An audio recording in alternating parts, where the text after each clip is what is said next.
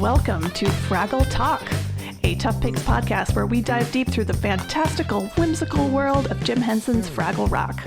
My name is Beth, and I am rewatching for the millionth time. My name's Julia, and I'm rewatching after 10 years. My name is Adam, and I am watching it for the first time. I'm not going to sing any more of that song. It's copyrights, but for the first time. Oh, thank you so much for joining us on this journey. This has been a labor of love for me to try to get this off the ground. Yeah, I did a book review for Fraggle Rock, the Ultimate Visual History book, which is gorgeous. And I'm definitely going to be using that a lot to give background info and interesting tidbits. I'm wondering what to call it because I'm going to be referring to it a lot, and just calling it Fraggle Rock, the Ultimate Visual History, or even just the Ultimate Visual History is very much a mouthful. I'm sure we can come up with like something shorter. Furtov. I was thinking of calling it just the Tome. No joke. I literally was going to just say you should call it the Tome. So yes. Great minds think alike, Beth. So yeah, I wanted to get these people in particular together, partly because Julia was the one who first introduced me to Tough Pigs, and I was, kind of admiring her work from afar for a while. And then since she was one of the only people I knew connected with Tough Pigs, I wanted to reach out and go, hey, do you want to maybe work together? And for me, like I said in the intro, I've seen Fraggle Rock, but it's been almost 10 years since my last watching of it. And it felt overdue for me to re-explore it. And a podcast seemed like a fun way to go about doing that. Nice. Totally. And for me, I grew up on the Muppets. I have always loved the Muppets, and I've always been one of the only people I knew who loved the Muppets. I've never seen Fraggle Rock, but as I've mentioned, I love all things Henson, and my mom was a professional puppeteer for a while, so oh wow, I've got a little bit of an understanding of like behind the scenes puppetry stuff and some of the mechanics that go into that sort of a thing and some of the praxis, and that's a delight. That's awesome. Oh, that is so cool. Yeah, it's really rad. Yeah, so actually, Adam, you and I didn't even know that each other were Muppet nerds for a while before we knew each other. We have been friends for a solid couple of years now. I think I made a Facebook post. I put out a call for Muppet friends because I really wanted to rewatch the original Muppet movie, and you responded?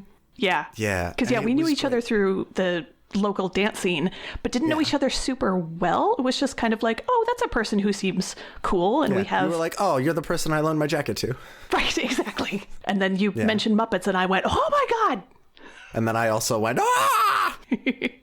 So I'm wondering what either of you have either, heard about the show as a whole, of how it came about. Very little. Very little. And I've heard a fair amount, writing for Tough Pigs for the last decade or so, and having watched it before, there's things that have definitely left my mind. I'm sure as we go through, I'm going to rediscover and be surprised by things that I've totally forgotten. But, I know a fair amount of Jim Henson's conception of wanting to make a show that would bring about world peace, as I'm sure we're going to talk a lot about on this podcast. Yep. And the people behind the scenes and the makings of it. So, so that was his intent in making Fraggle Rock? That was one of his intents, awesome. Yes. That's so cool. Yeah, so one of the great things that I found out through reading the tome, so I'd always known that, Jim Henson's goal was to make a show that would end war. What I didn't know was this guy, Duncan Kenworthy, who'd been working on Sesame Street in the international department. And then he was basically heading up the Arabic version of Sesame Street. Ooh. That experience gave him the idea of, what if we made an international children's show that was designed from the very beginning to be international, so that for the puppet parts, you can dub it into any language. And then for the human segments, they can either be dubbed as well or customized to be with different actors in each different country. I was wondering why there was so little overlap. And I didn't put it in my notes, but I was going to know that there's just like a little bit of off here with the dubs, and that's not something I would expect from the Muppets. And it's, that's because they're universalizing it. That's rad. Yeah. So, yeah, I think it ended up being dubbed into, I forget how many languages, like maybe 13, 15, something in the teens. And then I think only like 4 or 5 countries ended up like picking up the offer of recording their own Doc and Sprocket segments. So there was maybe some lost potential there, but it was like an incredibly solid idea that no one had done before. So Jim and Duncan kind of had these separate ideas, and then it became this one idea. That's awesome. Beth, That's really cool. Do you know if like the recordings of those like Docs and Sprockets from other countries are like on YouTube or anything? Because I know I've seen photos of the different actors, but I've never actually, I don't think I've ever seen any footage of the different ones. And I was just curious if you've ever you've ever seen it. Any? I don't think I've seen like the full segments. I've seen little clips in like documentaries and nonfiction pieces about Fraggle Rock. Like there was a Defunct Land episode on YouTube about Fraggle Rock. And so I've seen little clips there. They'll show a clip of the same song recorded into all the different languages. It was really cute. That's rad. Awesome. Funny, I've been learning Spanish. You're making me want to go find the version of this that was done in Spanish so I can watch it and try to practice. That's a great idea to like find out how much you, just understand. Just understand how little I understand in Spanish. Yes, definitely. This is my first time experiencing any Fraggle Rock content. The opening theme song slaps. The opening theme song is awesome. I absolutely loved it. With a bass line came in, I was like, ooh, heck yeah. Shouldn't swear. It was really, really good. Hard agree. My first note in my notes is this theme song still slaps in all caps. It's just so solid. It's a jam. It's timeless. I love that because the first sentence in my notes is this theme song slaps in all caps. Good. I'm glad that we're on the same page. This is a very good sign. It's timeless. It's such a jam that I love it still so much to this day. Yeah, they brought together this dream team of Dennis Lee writing the lyrics, Philip Balsam writing the music, and then Don Gillis as the musical director.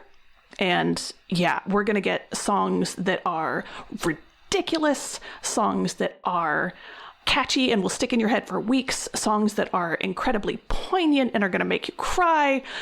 Yeah, it's a journey. You know, they need a great theme song to really be able to draw the audience in and like then expose them to even more amazing music. And I think the theme song encapsulates like a banger of a jam and also like does a really good job introducing us. Like, I guess not so much the actual music itself, but the theme in general, like, does a great job introducing us to the world and all the different creatures that we're going to get to see as the show progresses. Yes. Yeah. Totally. I have it in my notes, the fact that they have like body puppets that get used to establish like a size discrepancy and let us know approximately how big these Fraggles are in the world and what other sorts of characters and creatures they'll sort of like run into, and like the fact that there's some sort of animosity between like you get a lot of detail in this about the world you're going to be watching stories in. Totally, yeah. Yeah, you get to see you get to see Doc and Sprocket up top, and then you get to see the Fraggles, the Doozers, and the Gorgs, and like all the size variations, and, kind of get an idea of the relationships between all the different creatures. Can we talk about the Doc and Sprocket bit? Yeah. Please. Sprocket as a puppet is so awesome. So the way that Sprocket is set up is you've got the 2 paws and then the head. So that means that there's 2 people working that because 3 hands is not a thing. And I love that they were like, what can we get this person to do with their 4th hand? Let's give them a tail to wag. Let's make this even more expressive. And the ears can go up, like, having that little switch in there. The mechanization of making puppets expressive is one of the coolest things to me. And the fact that Sprocket can be so very expressive as a dog is very mechanically impressive. Yep. There's even a point later in the episode where you can see Sprocket breathing and his chest rising and falling when he's asleep. Wow. It's so sweet. That's super cool. So I gotta ask, Beth, if you grew up with this show, did you ever try to sew a button to a fried egg? Not as a kid, because that was not a line that I remembered. nowadays, you bet I've considered it. I haven't actually tried it. Doesn't seem like it'd be that hard. I could definitely see myself making one out of like felt and then just wearing it as a patch that no one understands except the three of us. See, I would want to take it a step further. I would just walk around with a fried egg pinned to my shirt for just a day and just see what people did. Because what do you say to that? Miss Manners isn't going to prepare you for that. True. Be an interesting science experiment. What I love about Doc in this first scene is that, you know, he has that like, okay, today I finally decided to convert this old deserted room into a workshop. And that is such a mood for like, I am going to start this new project that I've been meaning to start forever. I'm finally doing it. And I'm like, hey, good for you, man. And then immediately gets distracted about the thing in his diary. It was great. At least I'm assuming. I just had a moment of panic, like that I watched the wrong episode for something. Just like, wait, that is the right episode, right? The one with where he's like talking about sewing a button into the. Oh gosh, wait, hold on. Did I watch the wrong episode? Because this is going to be. Oh no, did you watch the wrong episode? I don't remember that in this first one. Season 1, episode 1. Or at least it did when I Was found the it. episode called The Beginning? No! Oh my god, I watched the preachification of Convincing John. Oh my god! Well, It took us 17 minutes of recording to realize.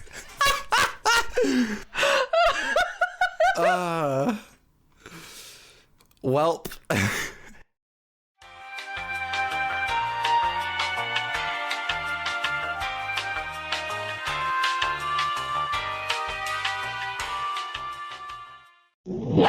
So we're back, and I've seen the episode now. What a whirlwind. If you've ever had that moment of like anxiety of like, oh god, I've done the wrong thing, I've gone to the wrong address. Well, I lived it, and it turns out life goes on. It's like that dream where you're back in school and you didn't study for the test. Well, and here's the thing, like, the fried egg thing was brought up, and in my mind, as someone who hasn't watched that episode yet, because I'm going through in chronological order, I was like, what are we talking about? I don't remember this in the episode. Was I not paying attention? I took notes. And I just went with it because I remembered that moment. And I was like, oh yeah. And then it took me until after we stopped recording to realize, oh yeah, that wasn't in the first episode. Well, yeah, and like, yeah, Beth, you were like talking about it as well, and I was like, okay, I must have just missed this. I don't know, so... And then it got solved really quickly. I can relate to that so heavily, to something that I don't remember happening, and just be like, that probably happened and I missed it. It's fine. Yeah, Beth, you were talking, I guess we can just dive into it. Beth, you were talking about like the moment of like, ah, yes, I'm going to finally get around to this project. And oh boy. Right. Yup. I did, if I can start a little bit about the intro, just like first impressions. Yeah. They're like, Muppet slapstick is always great. And this intro is just no exception to that.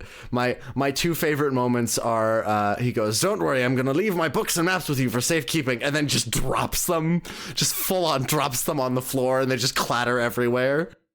Yep. And the bit where he's like, yes, Fraggles move with a dance-like grace, and then they just yeet a puppet on from off camera, and it just oh, it's beautiful.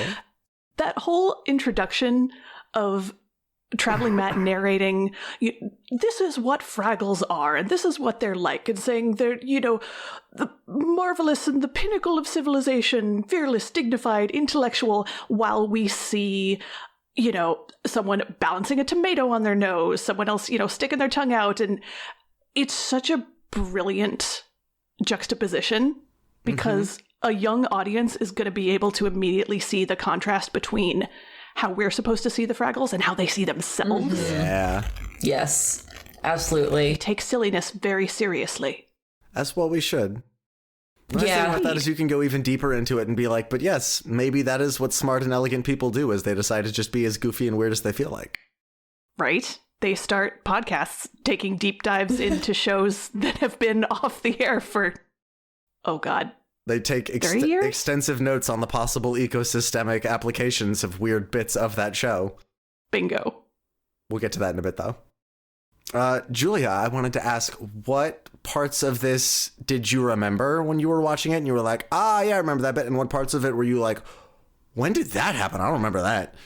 I mean, okay, so full disclosure, I watched this episode a couple months ago back when we started kind of talking about getting this podcast off the ground. So in this watching, I remembered a lot of it, although I will say that I did not remember the line about the books and maps and then him dropping on the ground. And I did write in my notes about how it's very funny, and then there's some profanity in my notes that I won't repeat. But yeah, in watching it, when I first revisited it a couple months ago, I remember things here and there. I did remember the intro of the Fraggles and like his narration and kind of us seeing like them be silly and a lot of physical comedy. And then like the slow, as we'll go through this episode talking about it, the introduction of all the characters who are going to end up being kind of the pinnacles of this show. But, there a couple of the songs I didn't remember.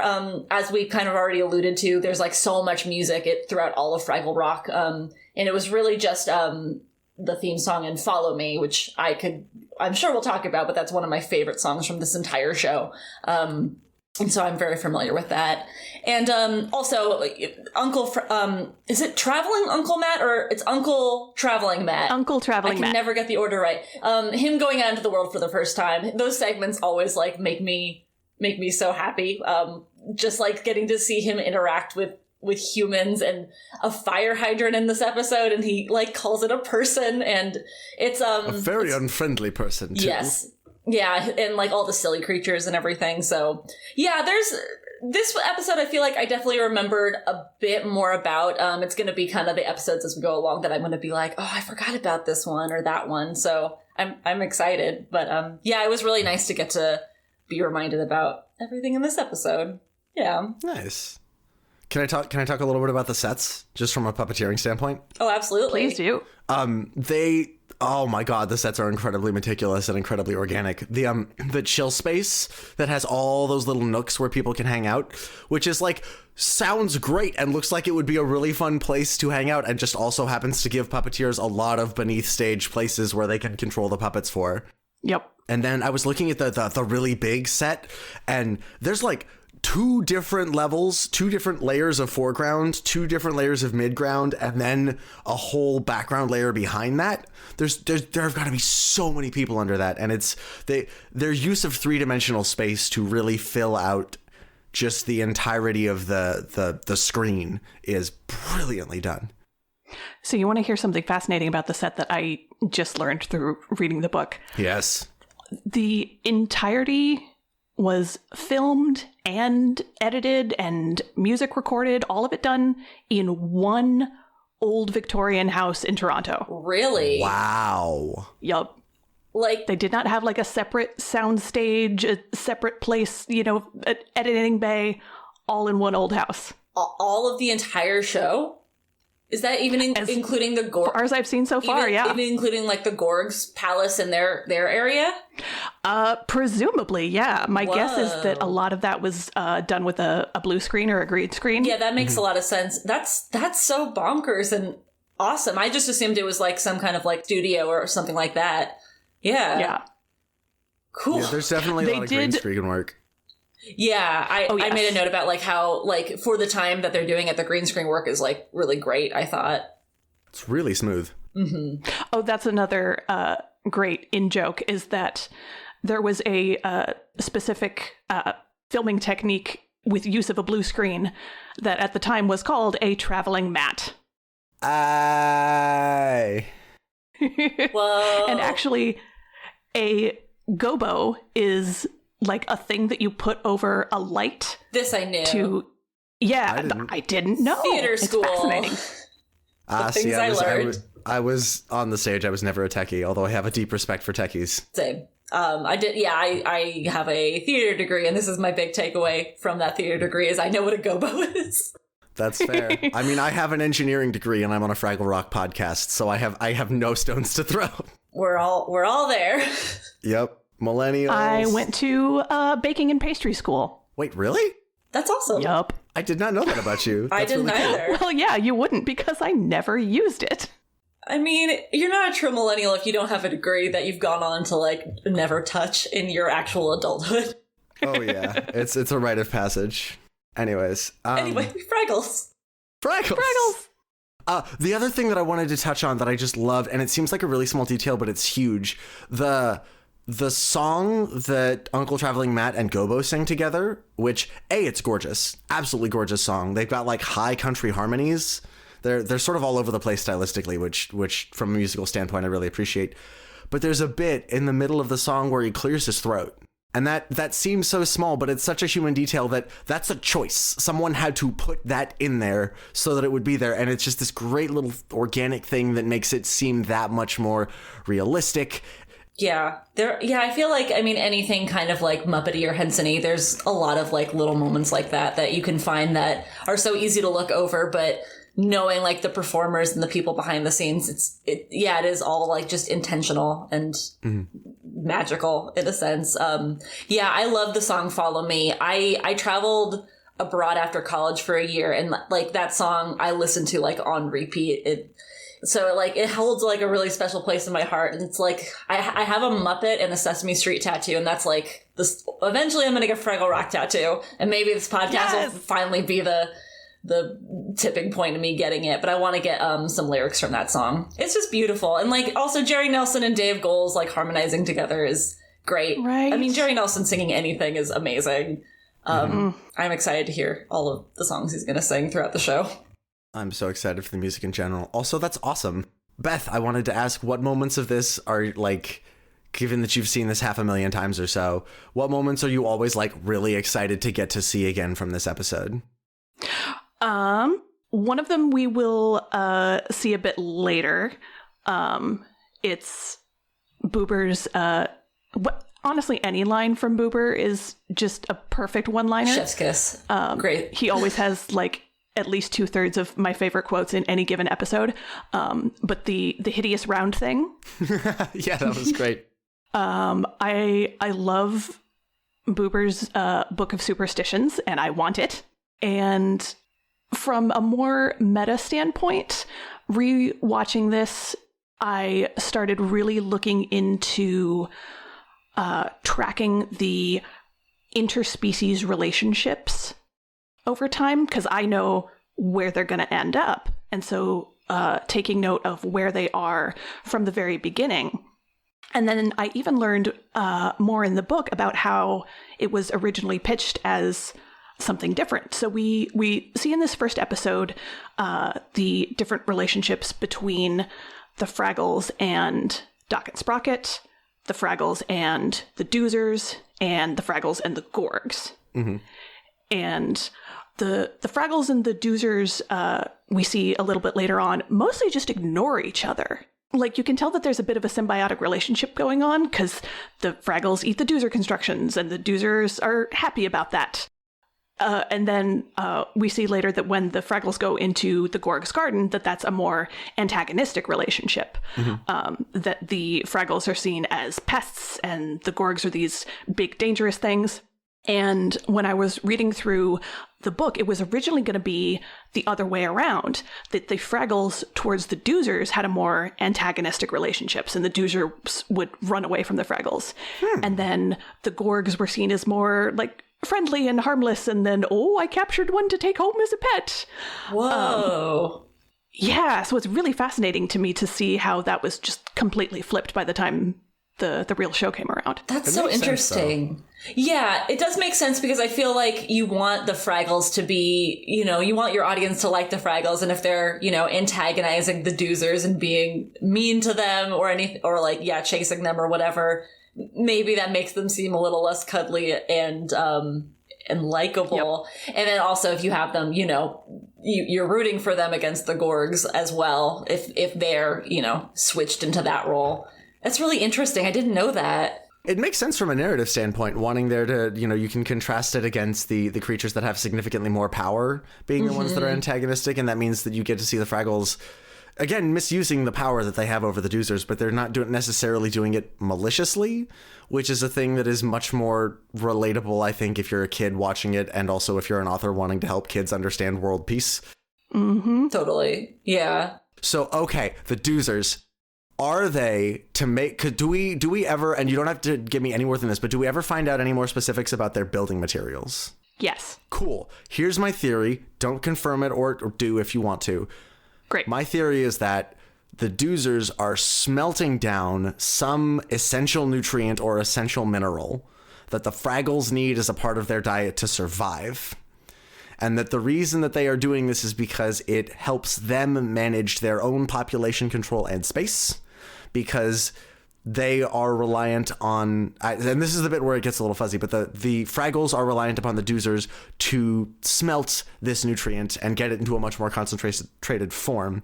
Whereas the doozers are reliant upon the Fraggles to scare away any other particularly large predators that might see the doozers as food. You put so much thought into like this, 2-minute segment of this episode. Why else would they eat the buildings?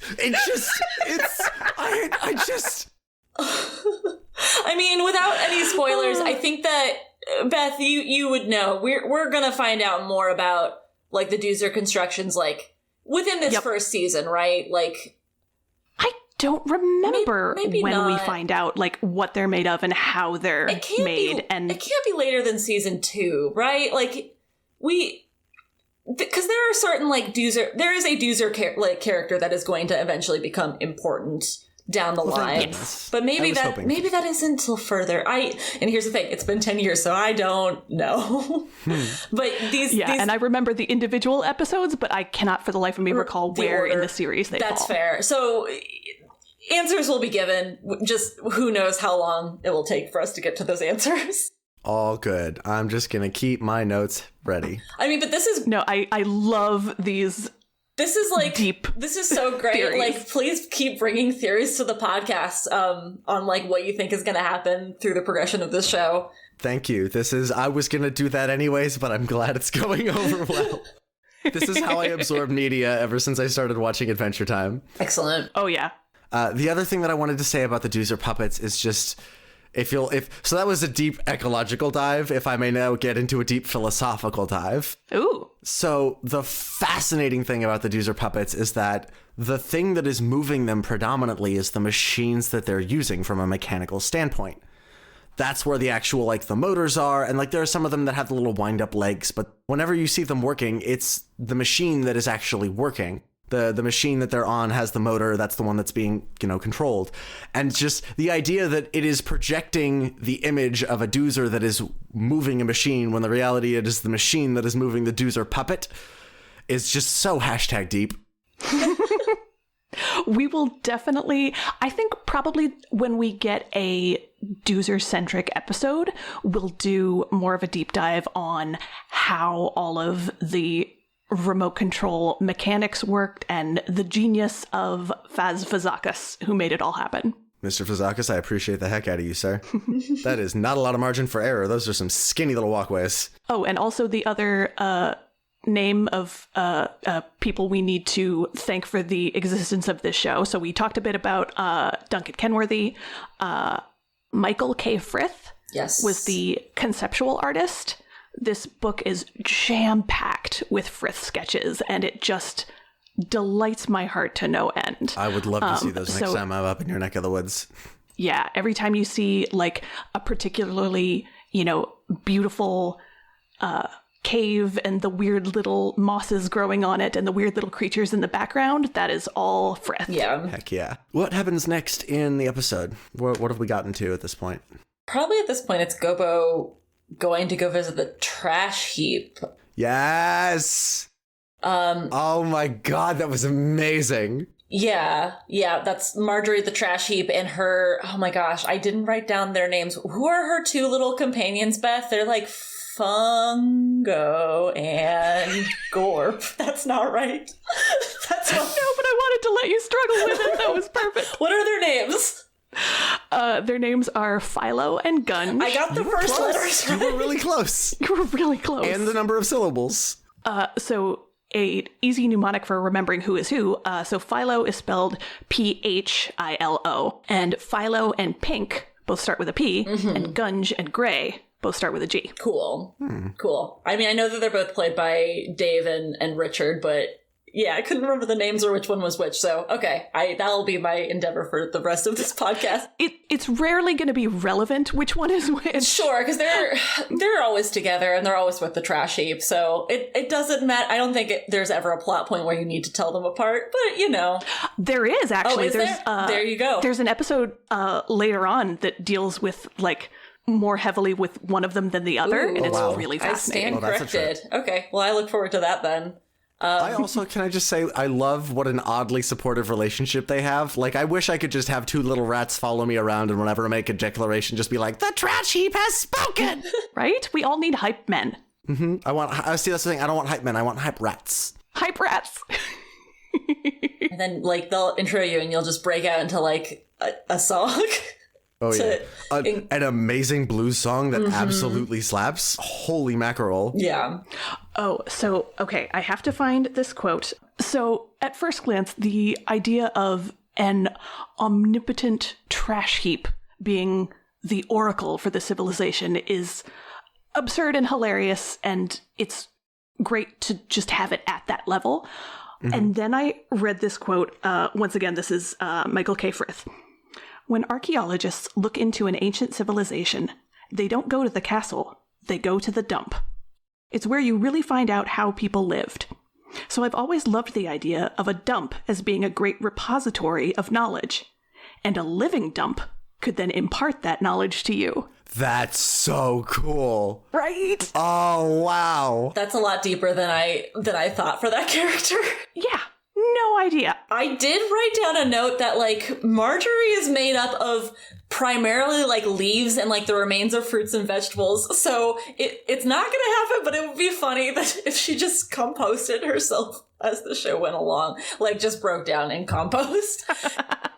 Yeah, I mean, Marjorie's got, like, some great songs as the show progresses, and, you know, she's always there to dole out wisdom to the Fraggles. Are they always that, like, bluesy? Because that was amazing. One of the things that we'll see throughout the Fraggle Rock songs is that you get almost every genre of music you can think of. We're going to get rockabilly. We're going to get Gregorian calypso. Chants? Wait, what did you say? Gregorian chants? Oh, I don't know if we get Gregorian chants, but we pass them. It's the Henson people. That's rad. You know, I really want to hear a cover of that with, like, a really husky female blues vocalist. I think that would be amazing. I would totally dance to that. I know of a cover with what I'm guessing is a male vocalist. I'll accept that, but watch yourself, McCoy.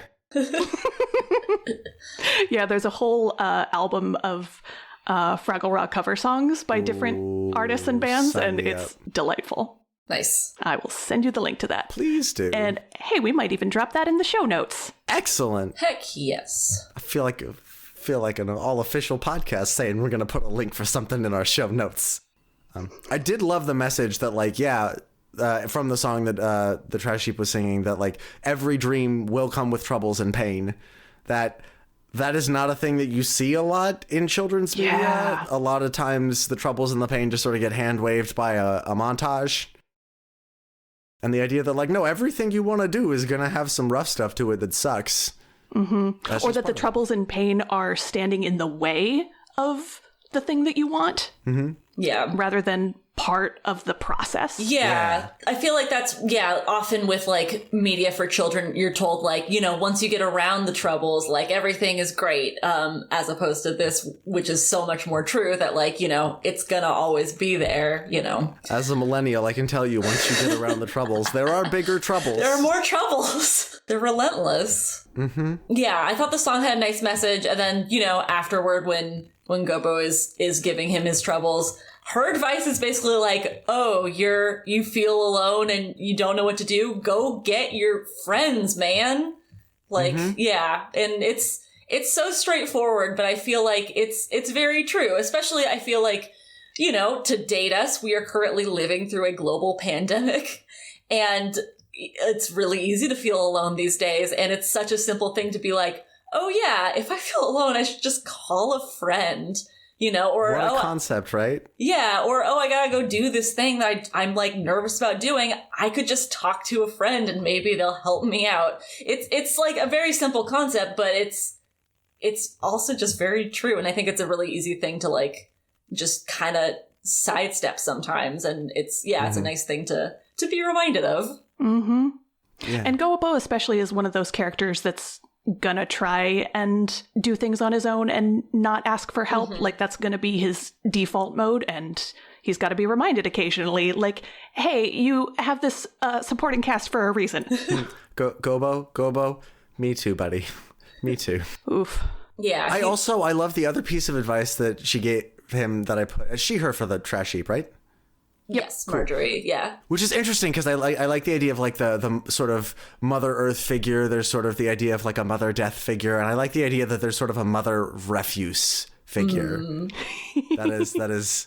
But anyways, the other piece of advice is he's like, there's this monster, and she's like, you just came through a gourd garden to get here, my dude. What are you scared of? Yeah. The idea that like, yes, you might be scared, but you already do something similar to this, like it's nothing. Yeah, absolutely. I also wrote that down in my notes. Yeah, so after that, we move on to Go-Bo takes her advice and talks about his fears to his friends. And the notes I wrote down for that are, one, Uncle Matt really should have established exactly what every few days means. Very vague. I also wrote a note, like, how does Uncle Traveling Matt know how he doesn't know anything about outer space, but he knows how the postal system works and how to get his hand on postcards and like get a stamp on with an address. Look, right? Post That's office never workers explained. are really helpful and they won't judge you. Okay. That's fair. Maybe there's a cutscene where he's talking to a postal carrier and they're telling him how to do all of it. If there's any government agency that I would trust to just explain a mail system to a small furry alien, it's the Postal Service. Legit, that's true. So one thing that I've noticed is that when Traveling Matt is out in outer space, which is our world, his interactions with the silly creatures, which are humans, sometimes they can see him and sometimes they cannot. Yeah, I noticed that in this episode. Like the car, like that almost hit him, honked at him, but then like the group of kids walking by did not notice him at all. I mean, he did sort of hide. That's true. Sort of. And they were like kind of chatting, so I guess he was just out of their periphery, but... Yeah, it's going to be interesting to kind of track, what those moments are of like when he has like an actual interaction with a silly creature and when they're just kind of not seeing the presence of this strange little creature in their world. Can I jump back for just a quick second that I there's this really interesting bit with what's the pink one's name again? The helpful pink one? Moki. This bit with Moki where he's like, I don't know what to do, and he says something, and I don't remember exactly what it was he said, but she responds with, don't worry. Oh, he says, I don't want to talk about it. And she says, don't worry, we'll leave you alone. No one will talk to you about anything of this at all. And he goes, wow, when you're wrong, you're wrong. And I love that they're already establishing that she means well, but doesn't actually take the time to stop and understand things. Yup. Yeah. We're going to see more of that. Spoilers, I watched an episode later in the season, and it's a whole thing about that. Yep. Solid. And then, so he gets together with his friends, and then they see the horrible red thing. Gasp. So I did make a note about of the things that Doc is unpacking from this box. Like he's setting up the workshop. He's like, some normal things like, a telescope. Okay, I guess that makes sense for a tinker or scientist guy to have. But a pineapple? Yeah, there was just and it's not that it was there. He takes it out of the box, which means it was in the box with the telescope. Why? Snack. He's prepared for having like a snack time next time he's in the workshop. Just cutting a whole pineapple. What a hardcore man. Just a loose pineapple, not skinned, not just, nope, take a bite out of that like an apple. Wow. Doc just went from like a 2 to like an 8 on the terrifying scale. What you don't see is on the other side of the table, there's just a bunch of bite marks from when he'd forgotten his pineapple but still needed to snack, and so he just consumed the wood of the table. We're gonna have to keep track of Doc as the show progresses. See if there's any more clues to like his life outside of the workshop. outside of pineapples. Also, every time he talks about the workshop, I've been playing a lot of Bloodborne, and so that's all I can think of, and it's a really weird mashup. It doesn't not work, but ooh, it's a weird mashup. Unfortunately, I don't get that reference. I'll explain it off camera. We're already doing a niche podcast. I don't need to go for the even nicher intersection therein. Although, speaking about weird intersections that you wouldn't think exist, one of my goals is to get as guests on our podcast the guys who did Fraggle Shrugged.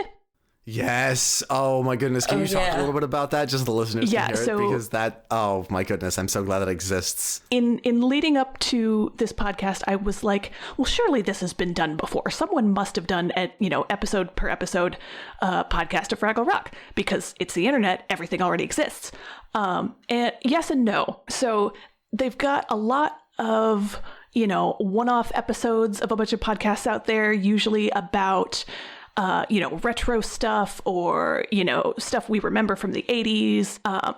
But there was one podcast called Fraggle Shrugged, wherein these two Danish guys will watch an episode of Fraggle Rock and then read a chapter of Atlas Shrugged by Ayn Rand and talk about the ways in which they're similar and different. And it is hilarious and at times horrifying and delightful, and highly recommend. Just to be clear for anyone who's listening, they're not pro Ayn Rand in this. They're not right. They're not Thank like, you for that clarification. This wonderful show. That would be an just entirely like different this wonderful show. book. That'd be a very different show, and I don't think I'd want to talk to those people. I kind of would, but for different reasons. Yeah.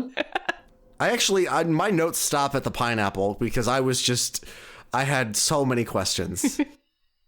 So I had a note about, once again, kind of tracking the cross-species relationship. When Traveling Matt and Gobo first encounter Doc and Sprocket, they're immediately kind of suspicious and wary, and Sprocket's barking, so they think that he's this, ferocious, aggressive creature. And so when Gobo comes back and actually encounters Sprocket face to face, Sprocket does kind of grab at him, but I don't think he's trying to hurt him. I think it's more of a, he's trying to get Doc's attention, there's a strange thing here. Come look at the strange thing so I can show this to you. Yeah. I mean, we could do a whole thing about how this show is so full of just Sprocket's bids for Doc's attention and Doc rejecting Sprocket's bids. Oof. Yeah. Too busy unpacking pineapples. Downer there, but yeah. You're not wrong, though. You don't tell your dog to go play with himself. No, sir. That's not how owning a dog works. You gotta give it attention. Dog ownership. Yeah. I love Sprocket. I'm sure it'll come up throughout this podcast, but my day job is I work with dogs, and just all the mannerisms of Sprocket, and obviously he is a lot more sentient than an actual dog. He doesn't speak, but he understands everything that's being said, and he is conscious of that Fraggles are something that he needs to show Doc because they're not of this world. But yeah, just the little things about him and the movements, they really kind of we talked about even the breathing and whatnot. I don't know. I feel like they did their research on the movements of a dog, and I love Sprocket. He's so cute, and we'll get more into it, but his growing relationship with Doc, but also eventually maybe with the Fraggles, is something that is really nice. Anyway. Yeah, I also have a note in there about, because I had that note about his body language, but then it turns out that doesn't come up in this episode. But in this episode, you get to see them moving him around. So you get to see that there's a hand for his torso and a hand for his rear. And the way that they got that doggy sort of bounce and jounce. Totally, yeah. Absolutely spot on. And he just wants his ball back also, Right. Give Sprocket his ball. When he has latched on to Gobo and everyone's they toss his red ball out of the hole, then he's immediately this is now more important, and he just goes and chases after the ball. That's so on point for dogs. They could be doing something that to them in the moment is really important, but then the second a ball is thrown, they're yeah, bye, I gotta go get this ball. Yep. Priorities. Dogs are like children. The easiest redirect method is distraction. Yes, 100%. Yeah, that I love the what is it? the Fraggle with the hat is like, throw Boober. What about? Boober. Boober is like, throw the horrible red thing, and everyone else goes, no! Like, establishing that there is some internal conflict, even in moments of emergency, is a nice little character detail there that I really appreciated. Mm-hmm. Yeah. I love Boober. You've already mentioned, Beth, like that he's got so many great lines. Boober, and I love Wembley. We didn't get much Wembley in this episode, but I think Wembley's probably my favorite character. Is the next episode a Wembley episode? Am I making that up? I don't remember. We'll find out. We'll find out when we record next time. Tune in next time to see if the next episode is a Wembley episode. There you go. I think it might be, but also I could be wrong. I think it is. Yeah. But yeah, I don't have too many other notes either. The last note that I have is this episode ends with Doc being like, that ugly hole is still here. Well, don't worry, I'll board it up one of these days. And it's like, no, dude, because there wouldn't be a show if you did it. We have to we have to see Gobo and his uncle communicate about outer space. And so it's very clear that you're not actually he got onto his one project of fixing up this workshop, and then has now moved on to not doing the project of patching up the hole in his wall. So what you're telling me is that the entire narrative mechanics of this show hinges on one man's executive dysfunction? Basically. Sounds about right. And you will see how his actually getting stuff done around the workshop every once in a while affects those in Fraggle Rock. Oh, yeah. What an interesting metaphor. What if all of the shifts in our culture are just God tidying house?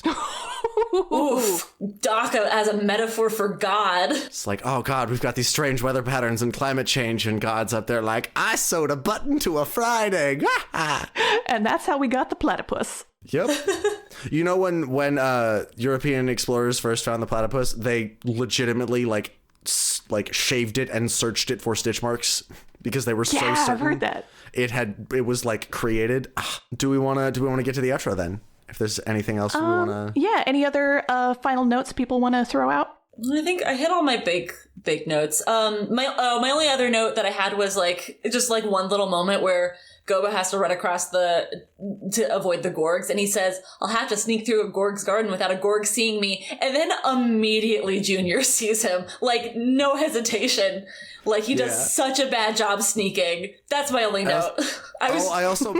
My favorite thing about that moment is he turns to the camera and goes, sometimes it works! Yeah, that's true. That's it for me. That's my last note. I have one other note, which is that Mookie's wearing a necklace, which, again, if it's there, it's a choice. And I'm wondering if that is going to be plot relevant later, or if that's just sort of a decoration character detail. I don't think that particular item becomes plot relevant. Cool. Good to know. I also had the other observation, in the intro where the Fraggles are singing their group song about dance and sing all day, and we see kind of the entire Fraggle clan. Some of them, the main characters wear clothes. A lot of the Fraggles don't wear clothes. Is this ever addressed in the future episode? I don't think it is. Okay. I'm sure it's probably so not important, but I was like, is that a point of contention that some of them are just running around free from wardrobe? I can see some quote-unquote children's television activist groups on Facebook or what have you getting very irritated about that. Although Facebook wasn't around in the 80s, thankfully. Thank Christ. But yeah. They're all Winnie the Poohing. I kind of assumed that full Pooh Bear. That the clothing was more just to add flair, and obviously all the main characters wear some form of apparel, but there were several during the song that just weren't wearing anything, and I was like, is this important, or am I reading too much into this? Probably. I think it's mostly for establishing characters. Yes. That if a character is going to be notable, they will have a distinguishing item of clothing. Sure. And if not, they're just kind of there in the background. Right. So you're telling me if I want people to stop paying attention to me, I need to take my clothes off and hang out in the background? Precisely. Absolutely. Solid. All right. So we're going to wrap up here. I'm heading out to Denny's, and this will be a good night. The only other note I had was in Traveling Matt's segment, what will come to be known as the postcard segment, when he sends back to Gobo. And he says, so far I have been attacked by a large beast, run into an unfriendly yellow fellow, and escaped from an army carrying deadly weapons. If I put this in a message to Gobo, he'll never believe it. I'll just say I'm fine. And I just found that so relatable. It's like, stuff is happening and it's scary, but I'm going to tell the people back home that everything's fine because I don't want them to worry. I don't want you to worry. It's incredibly relatable, but also he's supposed to be documenting everything that happens to him, and he's just like fudging the truth, and he's just like, oh, I'm fine. Nothing to report. Yeah. From an emotional standpoint, I empathize, but as a scientist, I'm offended. Maybe, because we do see him writing in a notebook, so I'm hoping that he's like recording his actual impressions in the notebook and then just editorializing in the postcards, maybe? That's a good point. Hopefully. That makes sense. He's doing his due diligence. Crossed. For the sake of science. Cool. And then the closing segments were takeaways and then how to make the world a little bit Fraggler. Yeah. Fraggler? Is that am I conjugating that properly? Fragglier. Fragglier. Ooh, I like Fragglier. Fragglier. I mean, takeaways from the episode, I wrote down like the major overarching themes for this one were the power of friendship, dealing with like changes, and then overcoming new challenges seem to kind of be like the main focuses that we were getting in this one. Oh, that's really interesting because the theme that I got was like a lot more of sort of unintentional interconnectedness. I mean, honestly, that's the theme of the entire series. Oh, totally. Yeah. Yeah. Cool. We're going to see a lot of that. Yeah. And like, yeah, I guess just like the overall takeaway. I feel like a lot of the takeaways just kind of come from Marjorie often, but like, you know, just reaching out to your friends when you need the help. Yeah. For me, the biggest takeaway is that wonderful contrast of seriousness and silliness. That be unashamed of the silliness that you carry and learn how important it is. Cool. That's nice. All yeah. Right. How would each of you make the world a little Fragglier? I mean, to me, those were the kind of the same question. Oh, I thought we were going to give like specific little Fraggly advice because I've been sitting on mine, but I was going to do the funny one. What's yours? Oh, go for it. Oh, take off your clothes, hang out in the background, and eat a pineapple like it's an apple. Oh, well, now we have to give one of those, disclaimers of like, don't listen to our advice. I feel like if we even try to do that, the McElroy's lawyers are going to call us and it's not going to go well. Yep. Don't listen to us. This is not good advice. I wouldn't even trust me if you asked me which episode of Fraggle Rock to start with. Oh, goodness. So that is it for our first episode. Thanks to everyone for joining us in my special interest info dump. I mean, for Fraggle Talk. Thank you for Presented by toughpigs.com. Don't forget to go check out Tough Pigs. It's great. Follow them on pretty much all social media platforms. We would just be so tickled pink if you would give us a good review and rate us 5 stars on wherever you're getting your podcasts. Julia, where can our 5 stars on like the underpass near your house? Just get some like spray paint, take off your clothes, get a pineapple, and just put 5 stars. Fraggle Talk. Perfect. No other context, just that. No context. No notes. No context. Ship it. Julia? Where can people find me? I write for Tough Pigs occasionally, and then you can follow me at Geek Girl Grown Up on Instagram and Twitter. I post pictures of dogs, and I write some poetry that goes out in the world. Rad. Excellent. Don't look for me on social media. I don't want you to. I do not exist and cannot be perceived. Perfect. You can find me on social media at Beth Anna Cook. That's Anna with 2 N's, like the Disney princess. And I also have my blog of Muppet songs, Our Melody, which you will find out later comes from a Fraggle Rock song. Oh, I'm not surprised. No. Thanks again for joining us, everybody. Make sure to tell anyone that you think would be interested that this podcast exists. Interact with us on social media so we can get the word out. And tune in again next time. Looking forward to seeing you there. Bye. Till then, dance your cares away. Aw. Nice. Fraggle Talk Classic is brought to you by toughpigs.com. Fraggle Talk art by Dave Hulteen Jr.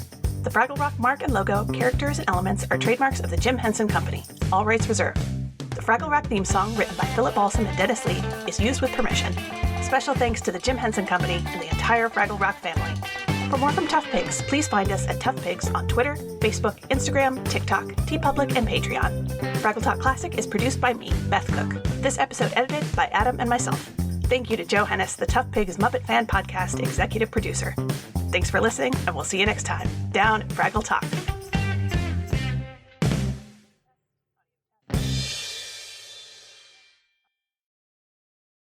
Am I conjugating that properly? Fraggler. Fragglier. Fragglier. Ooh, I like Fragglier. Fragglier. It's the other Muppet sequel to King Lear. Blow, Would watch. winds blow. Sorry, I'll stop.